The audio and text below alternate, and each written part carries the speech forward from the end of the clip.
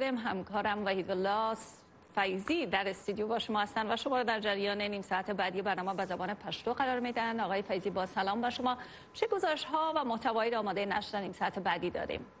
سلام تاسو قدرمنو لیدونکو ته د نن ماښام په خبرونه کې د سولې په مشورتي جرګه کې د نه ګډون دلایلو او نورو مسألو په هکله اجرایي رئیس عبدالله سره د امریکا غږ ځانګړې مرکه کړې. د دې ترڅنګ په کندهار کې مېرمنې د اوربان غوښتنه کړې، خو اوس د مهمو خبرونو سرټکی.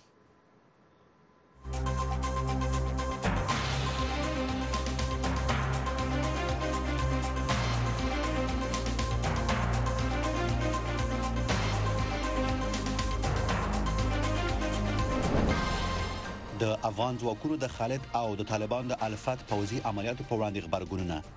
د حکومت اجرایي رئیس عبدالله وایي د جګړې د دوام او د سولې په وړاندې اصلي خنډ طالبان دي. د ولسمشر ټرمپ د څرګندونو په وړاندې د کانګرس د مسلمان غړي الهان عمر غبرګون. الهان عمر د سپټمبر 11 د پیښې په هکله له نظر ورکولو وروسته د یو شمېر کسانو لخوا په مرګ ګواښل کیږي. او د کندهار د پنجوایي اوسیدونکو سوله غواړي. سوله غواړو، اوربند غواړو، بلا ستړي د جنګ څخه.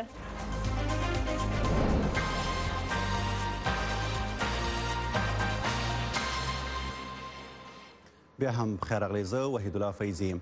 که له یوې خوا د افغانستان د سولې په اړه سلا مشورې زیاتې شوي، له بلې خوا په ګڼو ولایتونو کې د حکومت او طالبانو ترمنځ جګړو زور اخیستی دی. طالبان او افغان دولت هر ورځ یو بل ته د درنو تلفاتو د اړولو ادعا کوي. بلخوا د افغانستان سولې لپاره د امریکا د بهرنیو چارو وزارت استازی زلمی خلیلزاد وایي چې د مرګ ژوبلې د پای ته رسولو تر ټولو چټکه لار اوربند دی. نور حال د حکمت سروش په ریپورټ کې. په داسې حال کې چې د افغانستان د سولې په اړه خبرې اترې ګرمې سوي، ورسره په دې وروستیو کې د افغان دولت او طالبانو ترمنځ جګړې هم زور اخیستی. که یو خوا طالبانو تازه د الفت په نوم پسرلني عملیات اعلان کړي، خو بل خوا افغان دولت که څه هم وایي چې د جګړې اعلان یې نه دی کړی، خو په بېلابېلو ولایتونو کې د ځانګړو عملیاتو خبر ورکوي. د غزني ولایت ګیلان، توحید آباد او خوږاڼیو په سیمه کې د دوی یو محلي قومندان په شمول د دوی 15 تنه وژل شوي او 25 تنه ټپیان. د بدخشان ولایت د جرم په ولسوالۍ کې چې کله دښمنان غوښته پر امنیتي پوستو بریدونه ترسره کړي، د دوی 15 تنه وژل شوي او 12 تنه ټپیان. همداراز د کندوز ولایت د چاردرې او مرکزي سیمو کې چې د هیواد دښمنانو غوښتل پر امنیتي پوستو بریدونه ترسره کړي، د دوی 40 تنه وژل شوي او د دوی 12 تنه ټپیان شوي دي. طالبان هر ورځ د الفت تر نوم لاندې پر افغان دولت د بریدونو او هغوی ته د تلفاتو د اړولو ادعا کوي. د دواړو لورو ترمنځ جګړې په هیواد کې د ملکي مرګ ژوبلې د رامنځته کېدو په اړه اندېښنې راپورته کړي. نظامي شنونکي وایي چې دواړو خواو ته پکار ده چې د سولې په نیت جګړه ودروي. په دې جګړو کې ته ګوري چې ټول تاوان کدی خو نه وژل کیږي، که هغه خو نه وژل کیږي، تاوان افغانانو ته رسیږي. دوی دلیل راوړی دی چې دولت د خالد په نامه باندې عملیات اعلان کړي دي، خو زه یو شی درته وایم چې د خالد عملیات د طالبانو پر ضد نه دي. دولت ویلي دي چې د تروریستانو په ضد دي. که طالبان چیرې تروریستان وي نو بیا سمه ده د خالد عملیات چې دولت اعلان کړي دي. خو زه په دې عقیده باندې یم چې دلته په افغانستان کې تروریستي ډلې دي، لکه القاعده، داعش، لشکري جنگوي، لشکري طیبه، جیش محمد، چچنیان، عربان، نور تروریستي ډلې. د طالبانو او افغان دولت ترمنځ جګړې داسې مهال زور اخیستی چې ټاکل شوې د روانې اپریل میاشتې پر 20 او 21 په قطر کې د افغان سیاستوالو او طالبانو ترمنځ ناسته ترسره سي. د دې غونډې ګډونوال نظر محمد مطمئن وایي افغان لوري به راتلونکي پنجشنبه قطر ته روان سي. طالبانو هم خپل لیستونه ترتیب کړي او لدې خوا کابل نه سیاستوالو هم د کابل سیاستوالو 100 کسان غالبا، همدارنګه 100 به نور وي، شاوخوا 200، او که حکومت هم من حیث جز خپل کسان لیږي تر 200 زیاتیږي. د افغان سولې لپاره د امریکا د بهرنیو چارو وزارت ځانګړي استازي زلمی خلیلزاد هم د طالبانو پر پسرلنیو عملیاتو اندېښنه ښودلې او وایي چې په افغانستان کې د مرګ ژوبلې د مخنیوي تر ټولو چټکه لار اوربند دی. حکمت سروش، د امریکا غږ آشنا ټلویزیون، کابل. د سولې له مشورتي جرګې سره د افغان حکومت د اجرایي رئیس ډاکټر عبدالله د ټاکنیز ټیم له پریکون وروسته نن د حنیف اتمر په مشرۍ د سولې او اعتدال ټیم هم په لوی جرګه کې خپل ګډون رد کړ او وایي چې دا لوی جرګه ګټوره نه ده بلکې د وخت ضایع کول دي. زموږ همکار احمد شکیب دوست عبدالله سره په ځانګړي مرکه کې ورڅخه پوښتنه کړې چې په کومو دلایلو په جرګه کې ګډون نه کوي. شکیب همدا اوس له کابل سټونه موږ سره په خپرونه کې مل دی. شکیب، کابل کې د وخت څنګه تیریږي؟ عبدالله په پښتو مرکه کې درته څه وویل چې د سولې په مشورتي جرګه کې ګډون نه کوي، نو آیا د قطر په بین الافغاني مذاکراتو کې ګډون کوي؟ سلام تاسو ته درنو لیدونکو ته جالبه مرکه وه.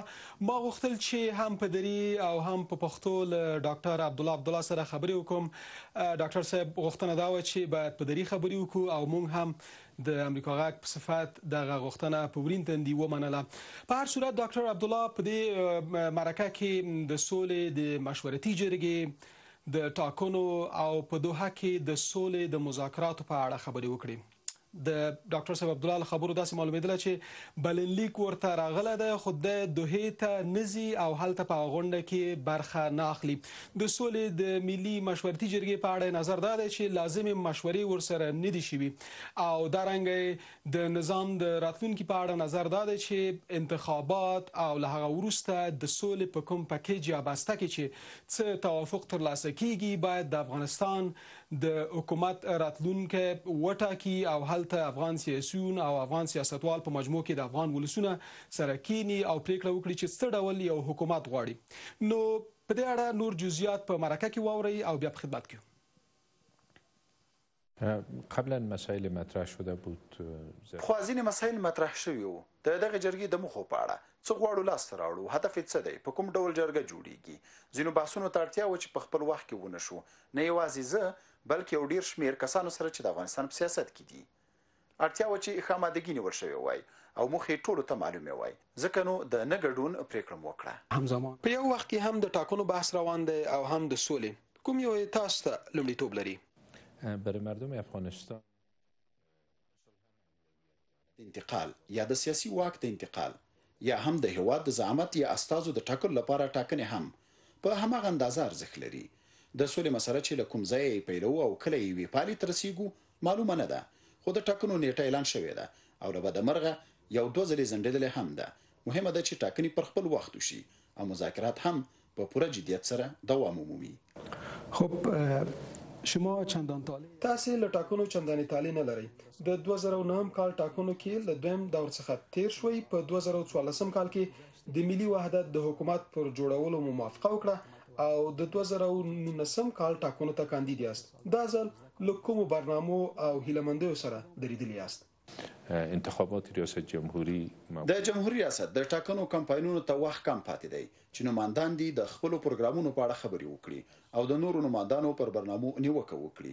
اوس موقع نشته، هر نومان به په خپل وار د خپل برنامو په اړه خبرې وکړي.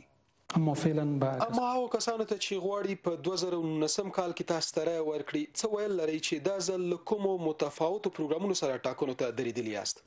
دا مسایل ټاکنیزو کمپاینونو پورې اړه لري. کله چې کمپاین پیل شو هر نومان به په دې اړه په تفصیل یا ورنه بلکې څو واري خبرې وکړي.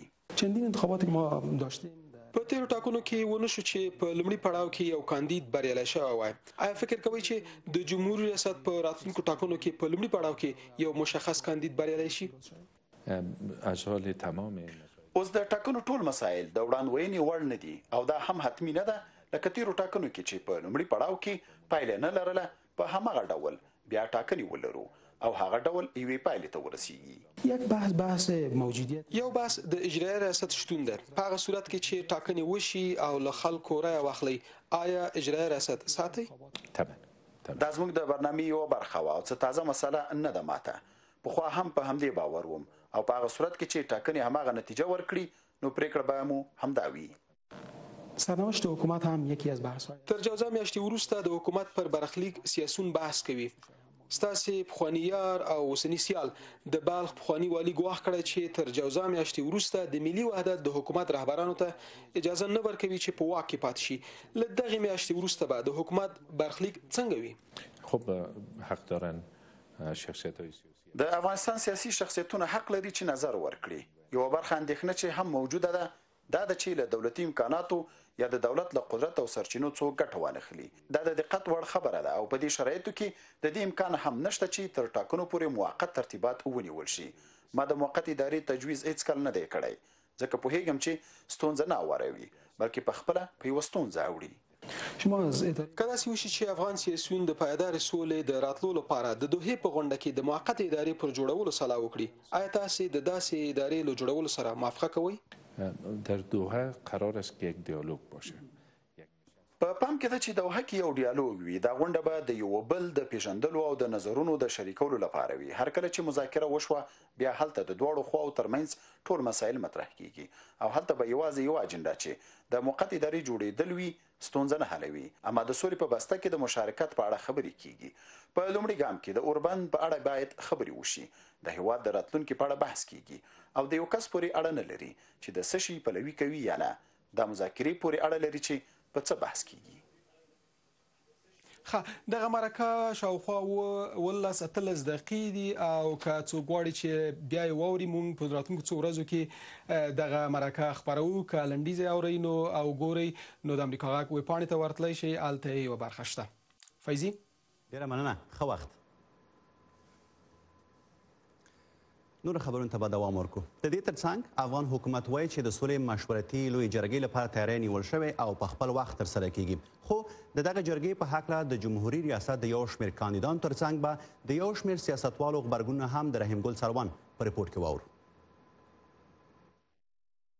په داسې حال کې چې د سولې د مشورتي لوی جرګې دایرولو ته 14 ورځې پاتې دي او د دې جرګې د دایرولو کمیسیون په تیاریو بوخت دی. د اجرایي رئیس ډاکټر عبدالله د ټاکنیز ټیم ثبات او همپالنې له پریکړو وروسته نن د محمد حنیف اتمر په مشرۍ د ولسمشرۍ د ټاکنو د سولې او اعتدال ټیم هم خپل پریکړه له لوی جرګې سره اعلان کړ. د اتمر ټاکنیز ټیم دا وویل چې مشورې ورسره نه دي شوي او د جرګې د جوړولو هدف، ترکیب، اجنډا او د غړو د ټاکلو بڼې مبهمه ده. دا چې د سولې پروسه یو ډیر حساس پړاو ته رسیدلې ده، نو د وخت ضایع کېدو د مخنیوي په موخه باندې د لوی جرګې د دایریدو اړتیا موږ په دې وخت کې نه وینو. نو په دې توګه باندې موږ نشو کولی چې د لوی جرګې په اوسني شکل کې موږ شرکت وکړو.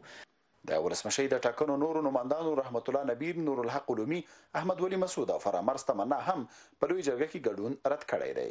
د ثبات او همپالنې ټاکنیز ټیم چې مشري اجرایي رئیس کوي 13 ورځ په جرګه کې ګډون رد کړ او ویل چې موثریت نه لري.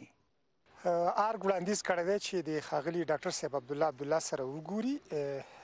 زه فکر کوم چې کتنې به دوام وکړي او ډاکټر صاحب عبدالله به خپل پریکړې په شان شي ځکه چې په جرګه کې اوس مهال د جرګې تدویر ته اړتیا نشته او دا مصارف بې ځای دي او ډاکټر صاحب به خپل پریکړې ځکه په شان شي چې دا پریکړه د ټیم پریکړه ده، د اصلاحاتو او د همپالنې د ډلې پریکړه ده، یوازې ډاکټر صاحب عبدالله پریکړه نه ده. بل لور ته د سولې د مشورتي لوی جرګې د دایرولو کمیسیون وایي چې جرګه به په خپل وخت ترسره شي. د دې جرګې د دایرولو د کمیسیون لومړی مرستیال ضیاء الحق مرخیل وایي چې د کمیسیون مشرۍ له ټولو سیاسیونو سره سلا مشورې کړې دي. د جرګې کمیسیون مشرتابه ټول اړخونو سره د جرګې د برګزارولو بحث کړی. هم ډاکټر صاحب عبدالله سره پر بحث شوی، هم نورو مهمو سیاسي څیرو سره بحث شوی. اما موږ ورته کافي تدابیر لرو. ان شاء الله جرګه به په 9 دسمبر باندې ترسره کیږي. د لوی جرګې سره د ولسمشرۍ د ټاکنیزو ټیمونو پریکړه د ځینو سیاسي څېړونکو په باور په خپل د ټاکنیزو کمپاینونو برخه ده. په ټوله کې دا یو ملي اجماع راکمه جرګه ده چې په دې کې به په 2.5 شاوخوا د مختلف اقشار څخه خلک ګډون کوي. مشورتي لوی جرګه به د اپریل د میاشتې په 29 نیټه دایره شي. د دې جرګې لپاره غړي د نیمه انتخاباتو لارې ټاکل کیږي. د دایرولو کمیسیون وایي چې په 14 ولایتونو کې د جرګې د غړیتوب لپاره ټاکنې شوي او د 30 کټګوریو ټاکنې به هم ژر وشي. دا جرګه به حکومت ته د سولې لپاره سلا مشورې ورکړي. رحیم ګل سروان، آشنا تلویزیون، کابل.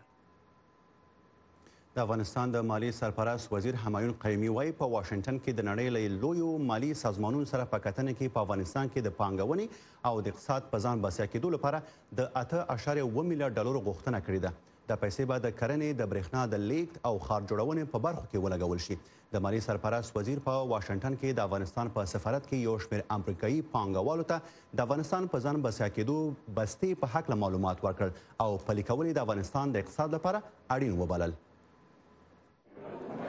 در سال گذشته برای این بار تیر کال لومړی ځل و چې د افغانستان د عادي بودیجې 50% د هیواد له عوایدو څخه برابر شوه او زموږ پلانونه دا دي چې څنګه کېدای شي پروژې تمویل شي او کافي اقتصادي تحرک رامنځته کړي او وشو کولای چې په راتلونکي 3 کالونو کې د افغانستان دولت د عادي بودیجې په برخه کې خودکفایي ته ورسیږي. شوی چې دغه اقتصادي پروژو په عملي کولو سره به په لنډ او اوږد مهال کې افغانستان ته ګټه ورسیږي.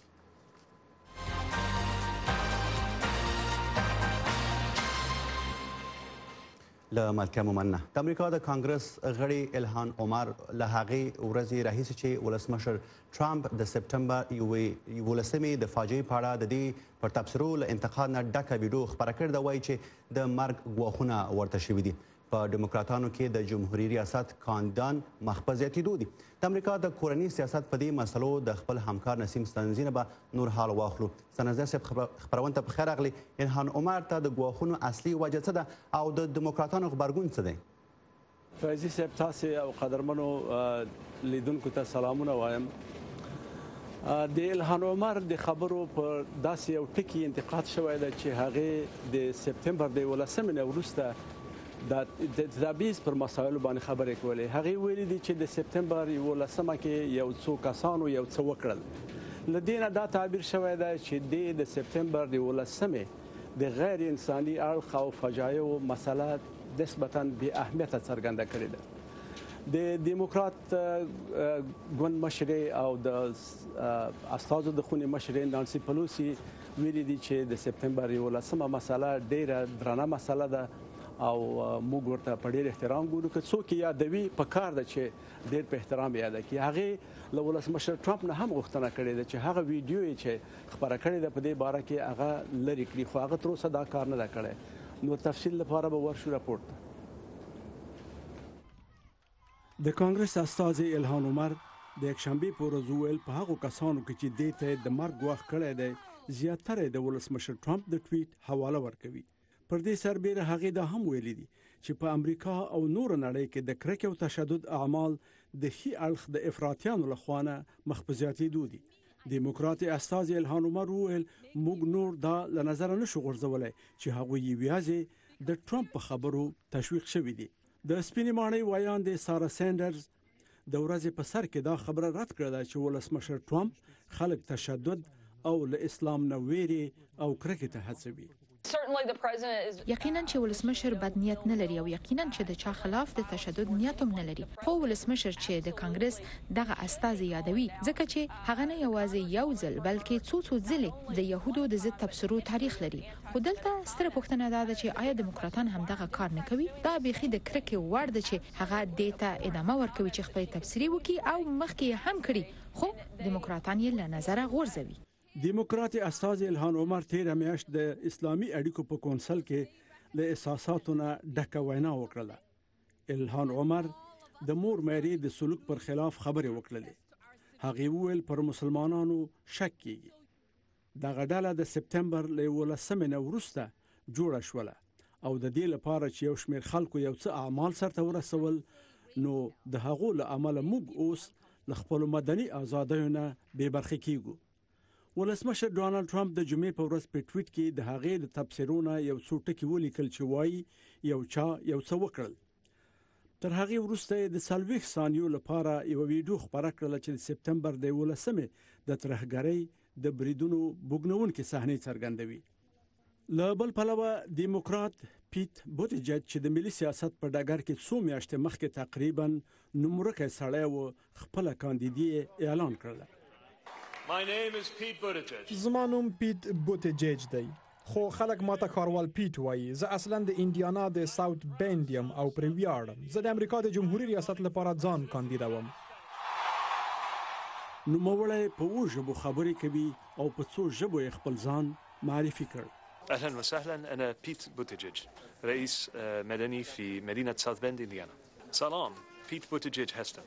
پیټ بوتیجج په نیو همشایر کې د جمهوریت ریاست لپاره د خپل پیغام په ترڅ کې وویل چې دای پر آینده باندې تمرکز کوي. موږ زما د مور او پلار د عمر خلک وینو چې له هغو مسایلو سره ډیره مینه لري او ملاتړ یې کوي چې د هیواد پر آینده اغیز لري. نورو نړیوالو خبرونو کې ولسمشر ټرمپ لور او د هغه ستره سلاکاره ایوانکا ټرمپ په افریقا کې د ښځو اقتصادي مشارکت او پیاوړي کولو په غونډه کې د ګډون لپاره د ایتوپیا پلازمینې ادیس ابابا ته ورسېده. ایوانکا غواړي چې په افریقا کې د هغو $50 میلیون ابتکار ته وده ورکړي چې پلار یې د فبروري په میاشت کې د ښځو د ودې لپاره تصویب کړي. ټاکل شوی ایوانکا ټرمپ د ایتوپیا له ولسمشر ساحل ورک زیویت او صدر اعظم ابي احمد سره هم وګوري. ایوانکا به د نړیوال بانک په یوې غونډه کې هم برخه واخلي. د اروپا په پارلمان کې یو شمېر آلماني او هسپانوي استازو پر برټانیا غږ کړی چې امریکا ته د ویکیلیکس د بنسټ ایښودونکي جولیان اسانج له تسلیمولو ډډه وکړي. دوی وایي چې دا کار به د هغه فردي او بشري حق تر پښو لاندې کړي. دغه استازي وایي چې اسانج باید نه یوازې د توطئې په تور بلکې د جاسوسۍ ضد قانون څخه د سرغړونې په تور مسؤل وګڼل شي چې د عمري بند او ان د هغه د مرګ لامل بشي. د یو شمېر محرمو اسنادو خپرولو له کبله امریکا هم غواړي چې د ویکیلیکس بنسټ ایښودونکی جولیان اسانج ورته تسلیم کړی شي. په ورته وخت کې د آلمان په پارلمان کې د چاپګون غړي سوینډک ډیلن غوښتنه کړې چې اسانج ته باید په آلمان کې پناه ورکړل شي. د پاکستان په کراچۍ کې د دوړو طوفان له کبله 3 کسان مړه شوي او 20 نور ټپیان دي. رویټرز خبري اژانس دغه ویډیو په خپرولو سره وایي چې له دغه طوفان سره دوړې او شګې مل وي چې پر سړکونو د لیدو ساحه کمه کړې وه. په ټولنیزو رسنیو کې یو شمېر کسانو هم ویډیوګانې خپرې کړي چې ونې پرې شوي او یو شمېر سړکونه بند دي. د پاکستان د هوا پیژندنې ادارې مسؤل سردار سرفراز وایي چې د طوفان سرعت 65 کیلومتره په ساعت کې وو او د لیدو ساحه 500 مترو ته رټه کړې وه. د دغه طوفان له کبله یو شمېر هوایي پروازونه هم ځنډول شوي وو. په لیبیا کې د مارشال خلیفه هفتر په مشرۍ ملیشو حکومتي ځواکونو سره جګړې ته دوام ورکړی دی. له تېرو 10 ورځو راهیسې په دغو نښتو کې 120 کسان وژل شوي دي. ملګرو ملتونو ویلي چې 121 کسان وژل شوي او 516 نور ټپیان دي. په دغه ویډیو کې لیدل کېږي چې ملیشې د حکومتي ځواکونو په وړاندې جګړه کوي.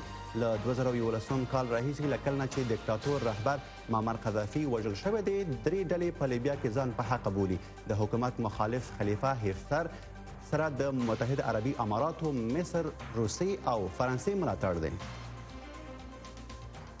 د سودان پوځي شورا چې د څو ورځو راپدې خوا د دې هیواد چارې پر مخ بیایي، د پخواني حکومت له مخالفینو څخه یې غوښتي چې د راتلونکي ملکي حکومت د جوړېدو لپاره خپل صدر اعظم معرفي کړي. د شورا په خرطوم کې د امریکا له شارلز ظافر سره په یوه لیدنه کې په سودان کې د روانو اعتراضونو په اړه هم خبرې کړې دي. نن نهمه ورځ ده چې د سودان په پلازمینه خرطوم کې اعتراض کوونکي د یو ملکی حکومت غوښتنه کوي. د سودان پوځ د دې هیواد پخوانی مشر عمر البشیر 13 اونۍ له واکه ګوښه کړ او یوې 10 کسیزې پوځي شورا په موقته توګه د هیواد چارې په غاړه واخیستې. که څه هم د اعتراض کوونکو زیاتره برخه د پوځي شورا مشري مني، خو له دیکتاتوري نظام څخه ویریږي. د اعتراض کوونکو یو هیئت پرون د پوځي شورا سره ولیدل او په دې شورا کې د ملکی استازو د شاملولو او ورپسې د یو ملکی حکومت د جوړېدو غوښتونکي شول. تر هغه چې زمونږ غوښتنې نوي منل شوي، موږ به همدلته پاتې یو. زمونږ لومړۍ غوښتنه دا ده چې واک ملکي خلکو ته ورکړل شي، مجرمین مؤاخذه شي، عمر بشیر نړیوالې محکمې ته وسپارل شي او یا هم دننه په هیواد کې محاکمه شي. داسې ښکاري چې پوځي شورا د اعتراض کوونکو له غوښتنې سره موافقه ده. د شورا پرون د عمر البشیر له مخالفینو څخه وغوښتل چې د صدارت د کرسۍ لپاره خپل نوماند معرفي کړي. موږ مخکې هم په اعلامیو کې ویلي و چې مخالف لوری د ملکی حکومت لپاره د نوي صدر اعظم او د کابینې د غړو د معرفي کولو مسؤلیت لري. موږ له هغوی څخه غواړو چې سره یوځای شي او په یوه غږ سره موافقه وکړي ترڅو موږ د نوي صدر اعظم د معرفي کولو او د ملکی حکومت په جوړولو کې ډیر وخت ونه نیسو. پوځي شورا دا هم ویلي چې په راتلونکي ملکی انتقالي حکومت کې به د عمر البشیر ګوند برخه ونه لري. د شورا د هیواد دفاع وزیر احمد ایواز ابن عوف هم له دندې ګوښه کړی او ویلي دي چې د استخباراتو نوی رئیس یې هم ټاکلی دی. د سیمې هیوادونه لکه سعودي عربستان، متحده عربي امارات او مصر هم د سودان د پوځي شورا له کړنو ملاتړ کوي. موږ د سودان د خلکو د غوښتنو او د خپل برخلیک د ټاکلو ملاتړ کوو. موږ د سودان د بنسټیزو ادارو د وسلوال پوځ او د هغوی له دې توان څخه هم ملاتړ کوو چې د سودان د خلکو د ښېګڼې او د موجوده بحران د حل لپاره هلې ځلې کوي. خو په مصر کې یو سیاسي څېړونکی وایي چې له واک څخه د البشیر لرې کېدل نشي کولی د سودان ژورې ستونزې حل کړي.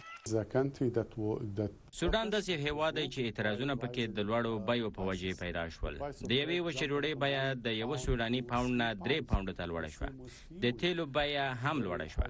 پاڅون رژیم بدل کړ، خو دوی د اقتصادي بحران په وړاندې د حل لار نه لري. د هیواد شاوخوا 50% کې خلک وږي دي، نو ستونزې هم غټې دي. څېړونکي دا هم وایي کېدای شي چې سودان د ګاونډ جنوبي سودان په شان له لوږې، قبیلوي جګړو، ناامنۍ او بالاخره له ګډوډیو سره مخامخ شي. سید عزیز رحمان د امریکا غږ، واشنگټن.